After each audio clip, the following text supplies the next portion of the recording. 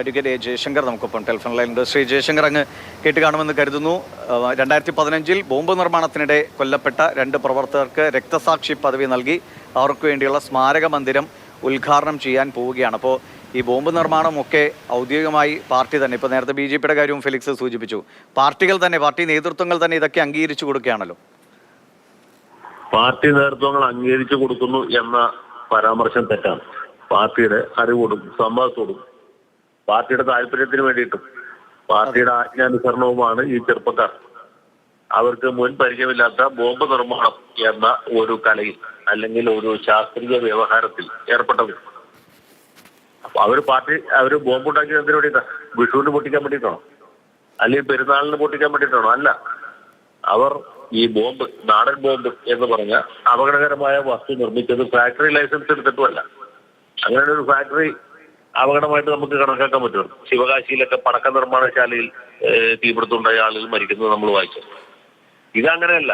ഇത് നാദാപുരത്താണെങ്കിലും കണ്ണൂരാണെങ്കിലും പാനൂരാണെങ്കിലും തലശ്ശേരിയിലാണെങ്കിലും ബോംബ് നിർമ്മിക്കുന്നത് സ്വന്തം ആവശ്യത്തിന് വേണ്ടിയിട്ടല്ല, വിഷു വിപണിയിൽ വിൽക്കാൻ വേണ്ടിയിട്ടുമല്ല, അല്ലെങ്കിൽ തീവ്രവാദ സംഘടനകൾക്ക് മറച്ചു വെക്കാൻ വേണ്ടിയിട്ടുമല്ല, മറിച്ച് പാർട്ടിയുടെ ആവശ്യത്തിന് ഉപയോഗിക്കാൻ വേണ്ടിയിട്ടാണ്. പാർട്ടിയുടെ ആവശ്യത്തിന് വേണ്ടി ബോംബുണ്ടാക്കുന്ന ആളുകൾ, അത് പ്രത്യേകിച്ച് വലിയ ശാസ്ത്രീയ പരിജ്ഞാനമൊന്നും ഇല്ലാത്ത അല്ലെങ്കിൽ സാങ്കേതിക പരിജ്ഞാനം ഇല്ലാത്ത ചെറുപ്പക്കാർ ഈ ജോലിക്കിടയിൽ കൊല്ലപ്പെട്ടാൽ അവർക്ക് വർക്ക്മെൻസ് കോമ്പൻസേഷൻ ആക്ട് പ്രകാരമുള്ള നഷ്ടപരിഹാരമൊന്നും കിട്ടുമല്ലോ. അവരുടെ കുടുംബത്തെ സഹായിക്കേണ്ടത് പാർട്ടിയുടെ ഉത്തരവാദിത്തമാണ്. അവരെ പാർട്ടി താൽക്കാലികമായിട്ട് തള്ളി പറയുന്നത് പോലും ഒരു അടവ് നയം അല്ലെങ്കിൽ തന്ത്രത്തിന്റെ ഭാഗമായിട്ടാണ്. അവരെ പാർട്ടി അംഗീകരിക്കണം, അവരെ പാർട്ടി ആദരിക്കണം. ഈ പാർട്ടിക്ക് വേണ്ടി ജീവത്യാഗം ചെയ്ത ഈ ധീര സഖാക്കളുടെ ഓർമ്മ നിലനിർത്താനായിട്ട് പാർട്ടി മുൻകൈ എടുത്ത് പ്രവർത്തിക്കണം. അതിലെന്താ തെറ്റുള്ളത്? തീർച്ചയായിട്ടും പാർട്ടിയുടെ ഈ ഉദ്യമം അങ്ങേയറ്റം സന്തോഷകരമാണ്. മറ്റു വല്ല പാർട്ടിക്കാരാണെങ്കിൽ ആ മരിച്ചുപോയ ചെറുപ്പക്കാരെ പൂർണ്ണമായിട്ടും അവഗണിക്കും, വിസ്മരിക്കും. ചിലപ്പോൾ അവരുടെ വീട്ടിലേക്ക് വല്ല 2 മാസം റേഷൻ മേടിച്ചു കൊടുക്കും. അതിനപ്പുറത്തൊന്നും ചെയ്യില്ല.